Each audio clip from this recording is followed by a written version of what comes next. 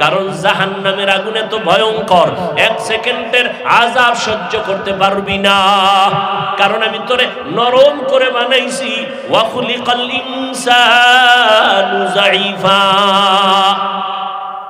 বান্দা গুনাহ থেকে বেঁচে থাকো, আল্লাহর হক আদায় করো, বান্দার হক আদায় করো, মা বাবার হক আদায় করো, উস্তাদের হক আদায় করো, ভাইয়ের হক আদায় করো, বোনের হক আদায় করো।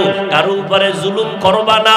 এক আল্লাহর বান্দি জীবনভর নেক আমল করেছেন, জীবনের শেষ বেলা সামান্য একটা অন্যায় করে ফেলেছে। আল্লাহর একটা ভিন্ন মাখলুক, একটা বিড়াল ঘরের মধ্যে আসছে, খাঁচায় আটকায় দিছে, খানাও দেয় না, ছেড়েও দেয় না, বাহিরে গিয়া খানা খাবে। ওই বিড়াল ধুকে ধুকে না খাইয়া খাঁচায় মরে গেছে।